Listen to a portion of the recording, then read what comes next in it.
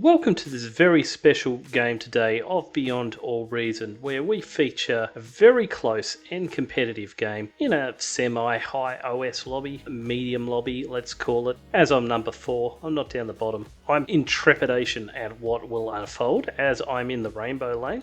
We can see the player Waterboy here on the north team come down with the early rover right away. Hassadrone is interestingly a 1 Chev eco up top who's actually quite a sufficient eco. Whenever I look at the base, it looks really good. Otherwise, the team's actually very balanced, even with that. And everyone's quite questioning of Hassadrone at the start. He was getting bullied a lot because he's a newer player in an eco position. And that 17 Chev, he picked it before other players. So that's been a little bit of drama already. But we see here these ticks get taken down to about 20% health by one rover, which is quite bemusing really. 20% health might as well be full health, but the grunt makes very short work of it. We're going to see some excellent anti-canyon play from Kurdian, a very dangerous player, quite often plays that position.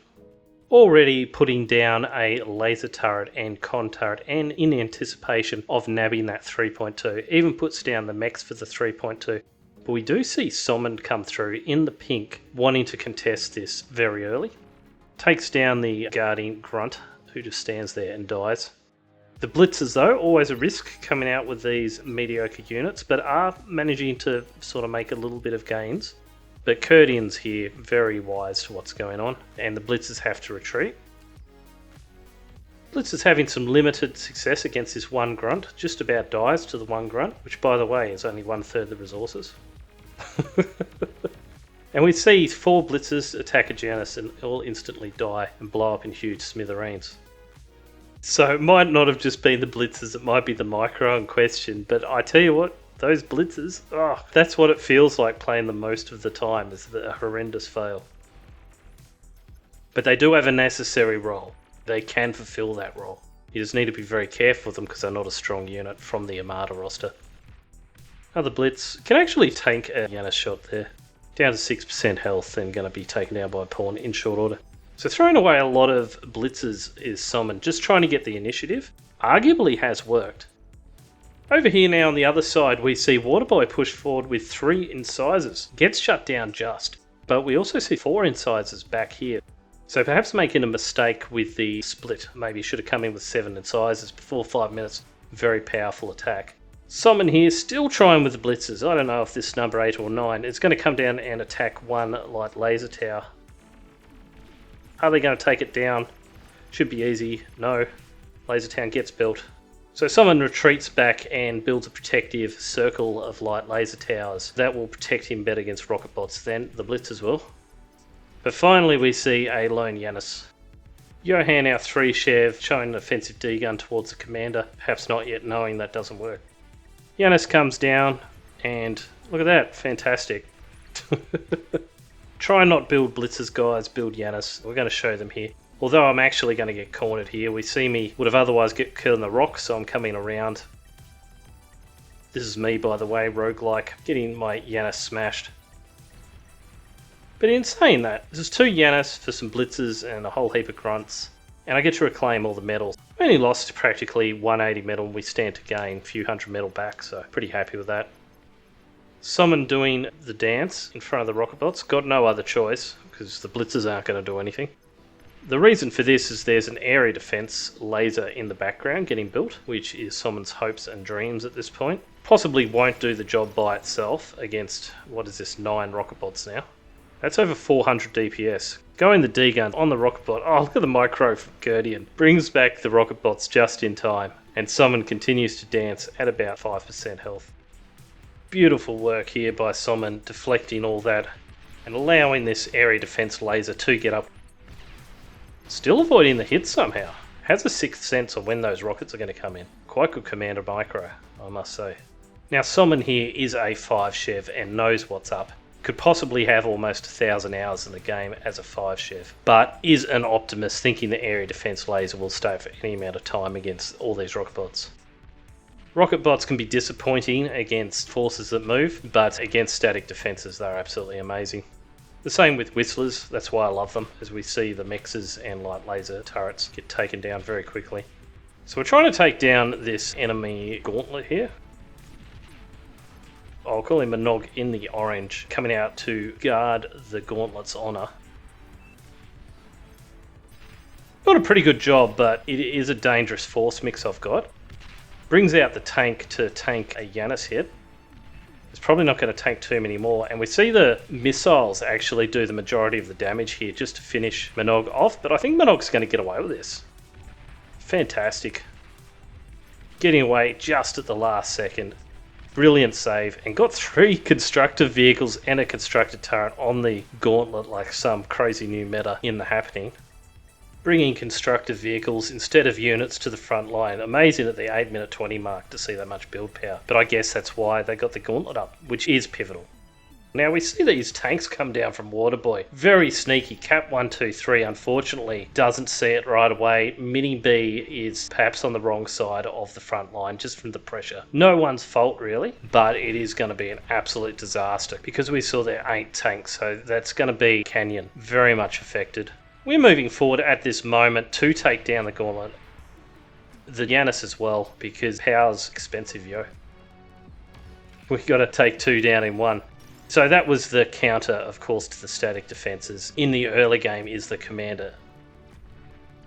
Excellent at degunning Gauntlets. Of course, the thing with degunning is they can't reclaim the metal, which is huge, because that's a lot that's now disappeared. We see some Shuris come in, not enough for this force, unfortunately. Not sure, but it seems like tanks can take a few more Shuri hits than normal. Cap 123 and Waterboy having a face-off with the Commander. Cap 123, perhaps not realising how much of a crazy man Waterboy is. Coming in now to self-detonate, is going to make it. Do some shallow damage to the laser turrets, if at all. But I think North Team has won this because Bergie comes down, despite the laser turrets here, to reclaim. Quite a number of laser turrets, quite shocking. The one thing about this number of tanks, they do not have DPS at all. They're very good taking down wind turbines as we see here, but not so good taking down hardened defences. Actually, that's quite brutal, the middle line doing all that at once. Excellent eco damage by Waterboy. Really dismantling with these tanks. Has done this before. I feel if you just get really, really good with tanks as a noob, you're going to go very far. Look at that, manages to take them down. Manages to take down a tank with artillery, but otherwise, if you can micro them really well and not blow them up on a commander, tanks are the most efficient unit. Crazy Maniac even getting raided here. 1 tank is going to possibly take down some wind turbines.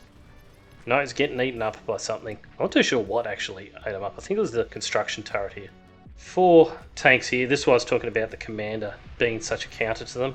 Perhaps Waterboy just AFK'ing on that part of the front line just for a little bit and got wiped out by a commander. Bergie now coming through after having the greed sesh on the commander medal is getting a lot of pressure from the rocket pods. On 3% health, they might nab Bergie here. 0%. Oh, look at firing back. Commander is absolutely fearless. Look at the dodge. If everyone could dodge a commander like this between rockets, like Bergie is dodging on 0% health, would... Oh, there we go. Finally gets hit. But I feel that's the urgency. We should all dodge the commander when a rocket's incoming. But when we have so much health, I think we get a little bit lazy. So I come in to suck up the metal now. Big attack against Johan. Unfortunately, it's thugs, which does mean trouble for Johan. The very competent commander killers. All you have to do with thugs is move forward when they're retreating and move back when they degun, and not all get blown up in the one degun. Very effective here. Johan loss. It's going to go down. Now the damage scores here on damage dealt for our team are remarkably similar, all at about the 35 to 39k range. Johan under the most pressure at all. Or possibly Cap 123, who is actually dead. Cap 123 has left. Here we can see my base. I'm starting to run out of power, so I'm building 3 wind turbines at the moment. I think it's the best way to build it in lines of 2 like that. It saves space, but they don't all chain react together when your base gets hit. That's my personal preference at the moment. We now see this little attack off Sommon as things quieten down a little bit across all the front lines. With the 2 blitzers and the Janus, they retreat very fast because by now Sommon knows not to trust the humble blitz despite building them. This base absolutely wrecked. Quite bad. Mini B sticks around. Thank you, Mini B. Thankfully, the energy for me is getting up a little bit more to the 1200 mark. Energy being so pivotal at this stage of the game. We see this attack from Bergie. Now, Canyon, I've learnt to always defend this area and to at least be aware of the forces coming into it so I don't get outflanked as Rainbow. And so fortunately we do see this retreat. On our left side, it's an easy target for us. So we're coming across here to push on the left flank rather than go too far forward and get outflanked ourselves. This should hopefully ease some pressure along the whole front as we do this and the northern team responds to us rather than attacking Canyon. As we start to dismantle the base thoroughly, these wasps are going to come in and really bully us. We don't have any AA, unfortunately. I ask for air, Rafiosa responds with AA, which we've got in a light laser turret. Fortunately, the wasps seem to think it's anti-air. Mini B here, up against 2 versus 1 from the anti-canyon combo here with Bergie and Waterboy. Waterboy just above us here, shooting down this laser on the commander. Well, I've got some hounds here from Bergie, quite dangerous against the commanders. Gonna hit with the D-gun. Beautiful stuff. Sends bits flying. Absolute annihilation from Mini B, and hits the spider in the canyon as well. What a legend, Mini B 227. I'll say it again, OS really doesn't matter that much if you have got that rank 5 experience of at least 250 hours and even close to 1,000 hours. It's just such a game changer as opposed to being quite new to the game. You will see a totally different level of play. So if you are new to Bard, don't be intimidated. You're just going to be bad, everyone knows it. It's okay.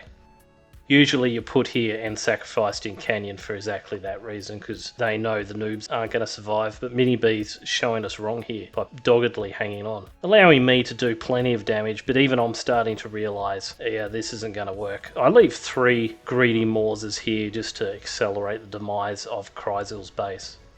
Unfortunately, we're even seeing anti-air, which is a real problem. It means the Shuris can't come in to help. These tanks here, taking on a laser spider and it just survives. That's annoying. I'm trundling through in response. Unfortunately, it's going to be a little bit belated for the massive attack, but we're going to try and intercept most of it. Just a stream of units coming down, even some resurrection bots. The spider's just continuously hitting the corpse there. Is it a tank? Is it a corpse? It looks blown up. It looks like a wreck. Doesn't really make sense, does it? It's like an immune tank. Bulls are a reasonable response to spiders, I feel. They've got enough range to hit right up the cliff. Mausers, of course, a little bit better still. Mausers, though, do struggle in the health department, so those rockets are very dangerous. Whew, takes down one and the other almost instantly. Very dangerous, these spiders. An attack by air now, so this is all happening. It's just never-ending death. We have got some AA here, just conveniently. We're going to take down quite a few fighters mainly. The bombers are going to survive coming down the side there. We see the response here from Crazy Maniac, who has had a lot on their hands. And unfortunately 3 bombers are going to survive. How much damage is this going to do? I'm intrigued. Oh, it's pretty bad. Well, there's a couple of con turrets left. Not as bad as it could have been. Returning fighters just surviving. Fortunately, because there's no anti-air in the base. That was very close.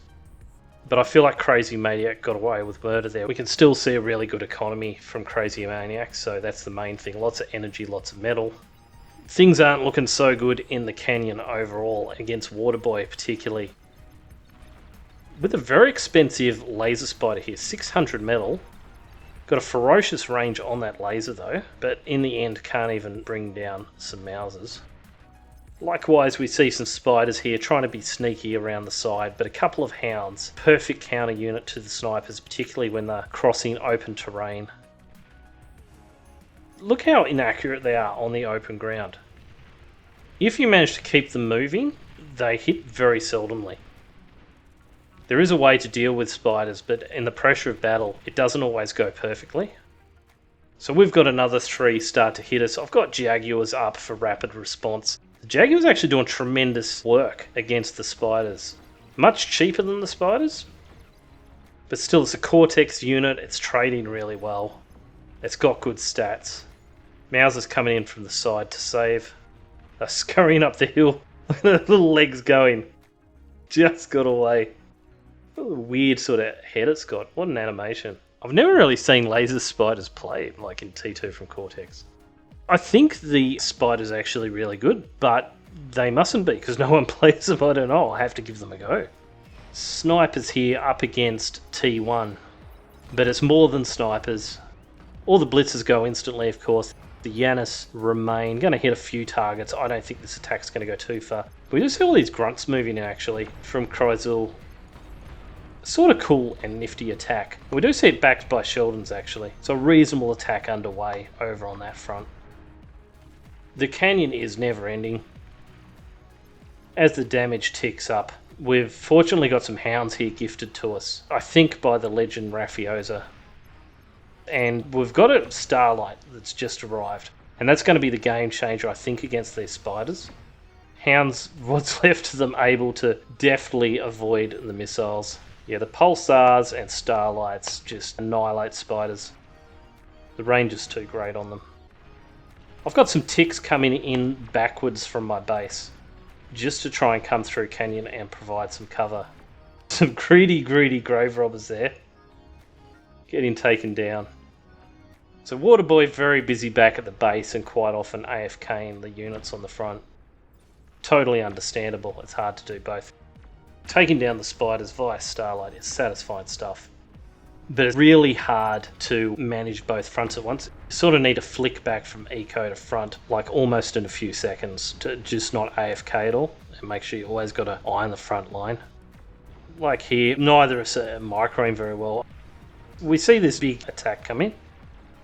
The spiders out front, shielding the massive spiders, the Karganaths. Got a big pulsar here, but I don't think it's going to survive. That was the kill mission, the pulsar. You can see Red's little pin on it on the map. We're going to move forward with Jaguars. I don't think it's going to work. These missiles are just brutal.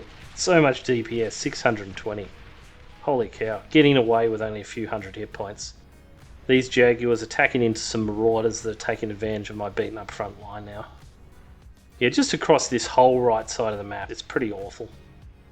I have got Starlights out though, so that possibly does mean we're okay. Very intimidating to be against any number of Starlights. You really got to commit to the attack in decent numbers. The Marauders, just possibly not enough of them. The grunt spam coming through to help deal with the Starlights, an excellent tactic of course, that's why I've got the Jaguars out front.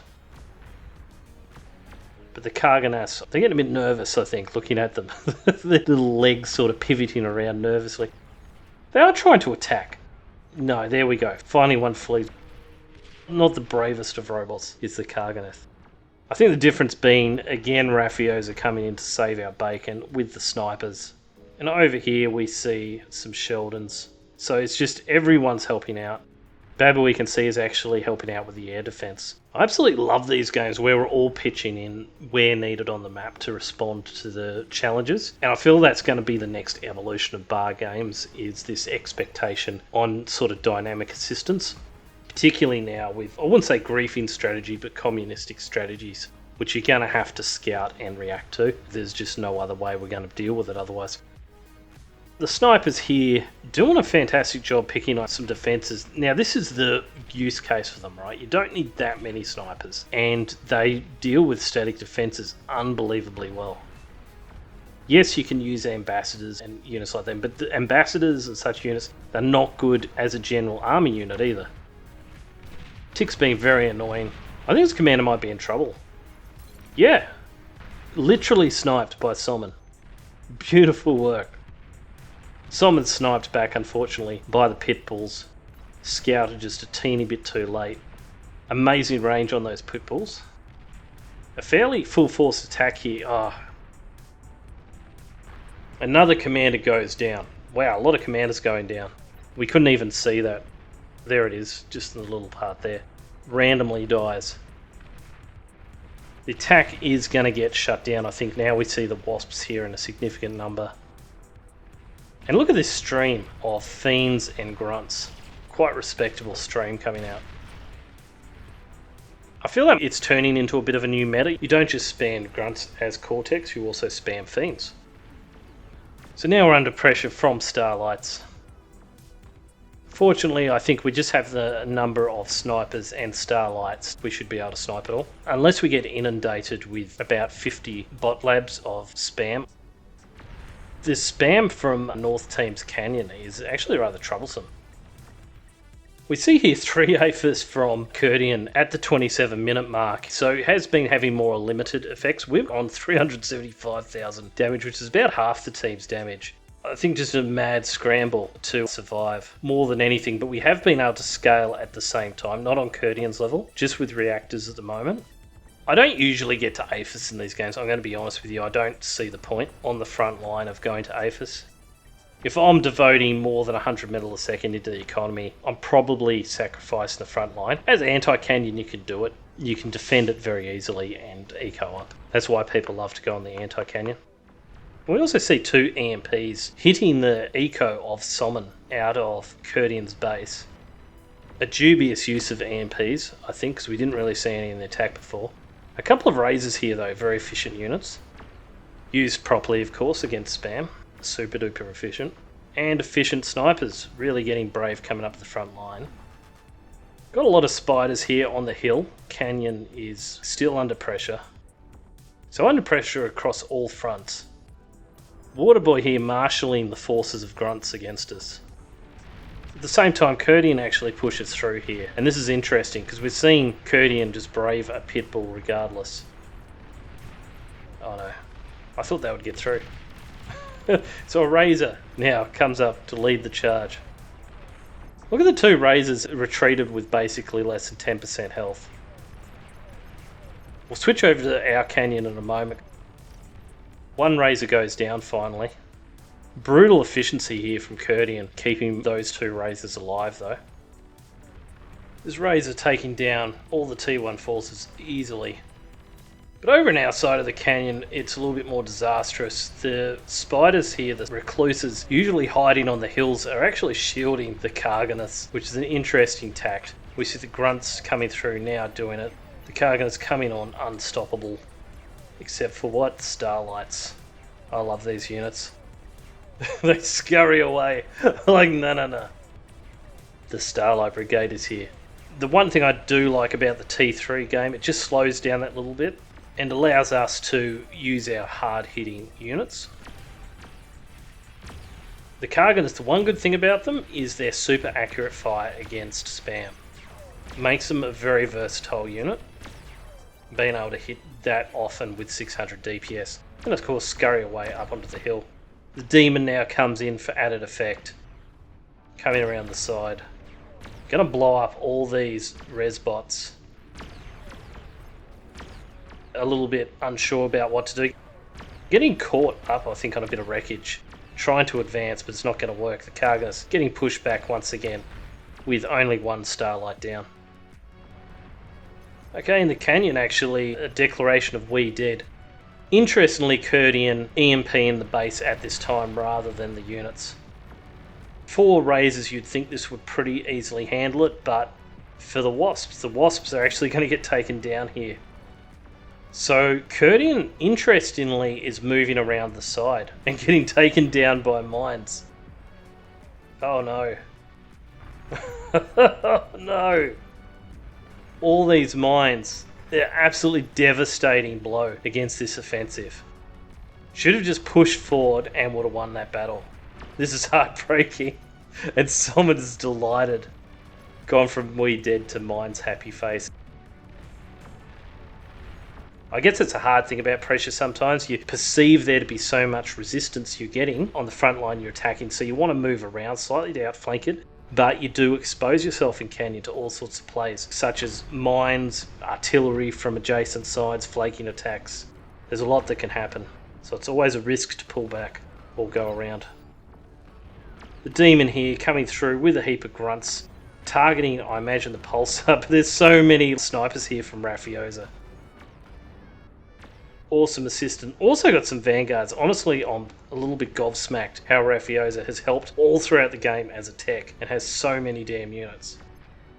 Rafiosa is only a 5-chef, so less than 250 hours in the game and is able to produce like this is amazing. I've got an EMP here. I'm not sure from who.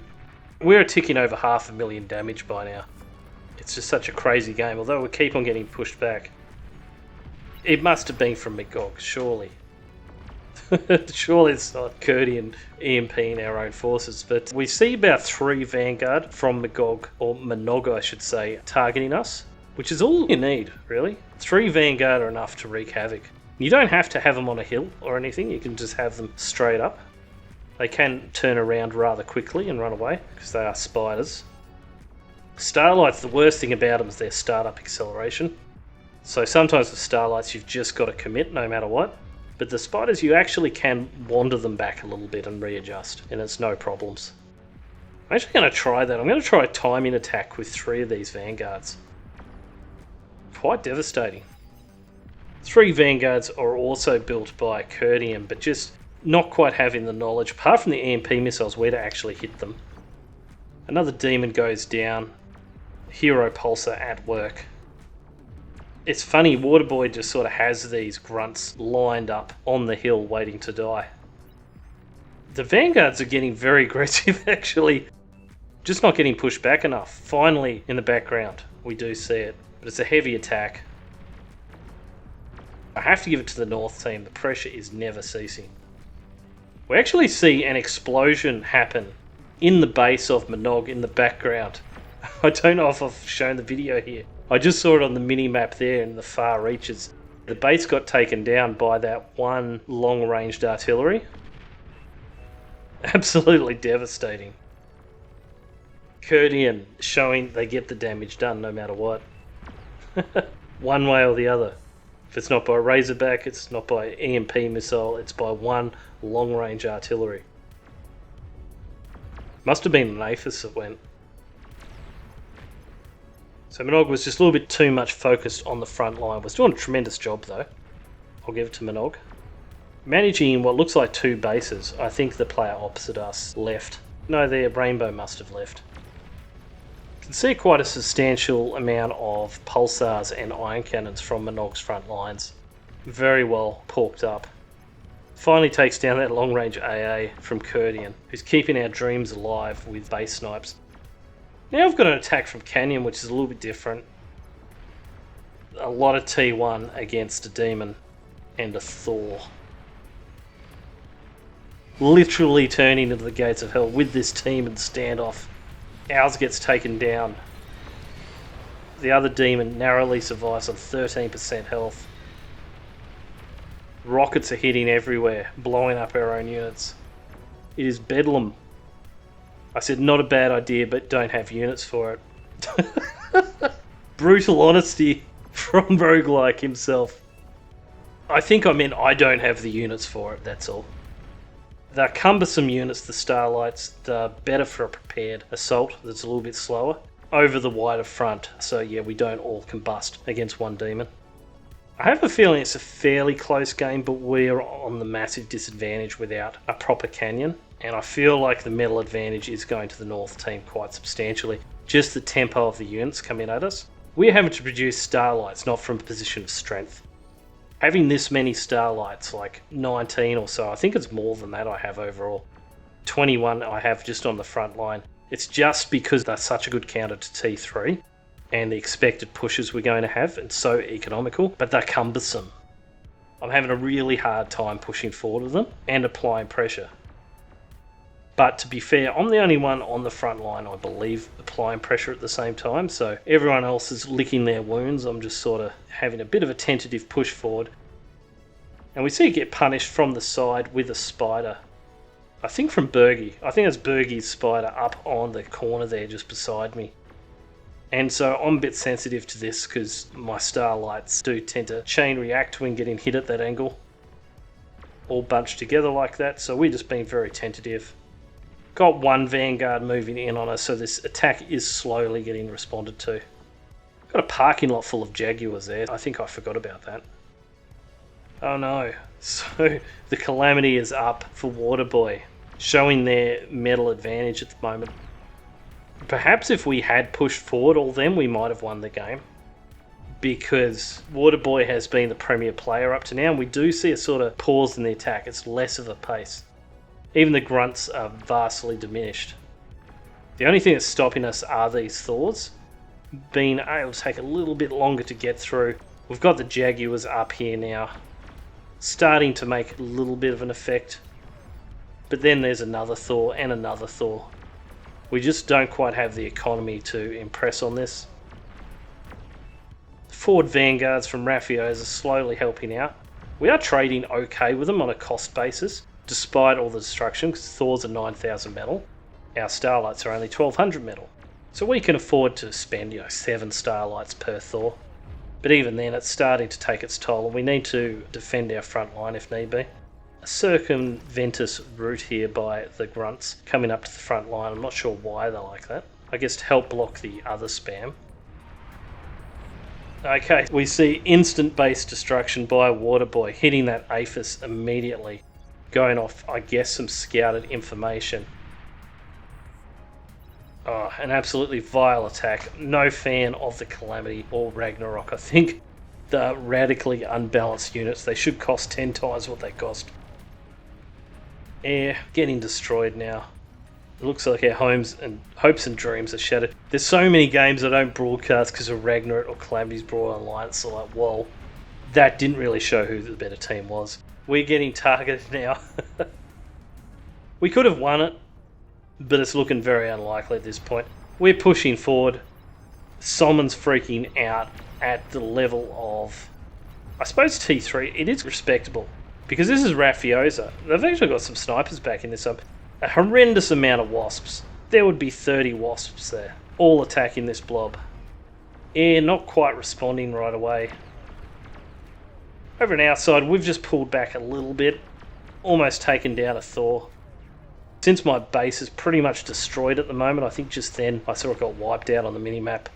I don't think we're going to be doing any more offensive work. I've got a bubble up on the front. Just going to try and hold the line as long as I can. I think if you're more of an elite player, you just would have called Team Resign at this time, but we're fighting on. We see this push forward here by the Razorbacks, targeting the commanders. Can they see all the commanders? Let's look at the player view. Hassadrone, the one chef. Oh no! It was Mnog and Hassadrone. Oh, left their commanders there. Assisting.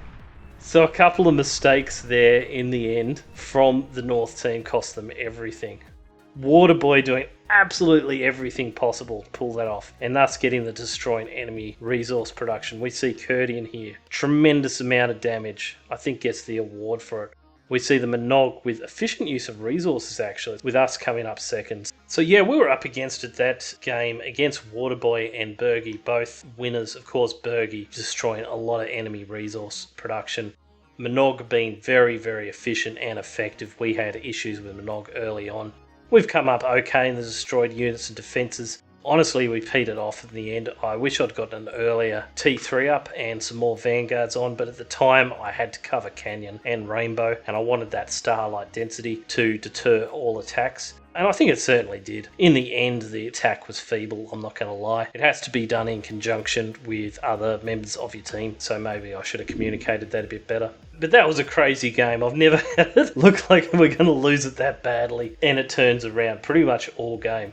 If you've reached the end of the video and you've seen the result, just let me know by writing Commander in the comments, because it shows me you've watched the end and you know why the video ended. This is a great hobby for me. It gets away from the stresses and mundaneness of life. So thanks for supporting the channel. It allows me to justify spending endless amounts of time on bar, and I tell you what, that is a treasure. Enough said, absolutely loving the game. Leave a like or subscribe to support the channel, and see you next video.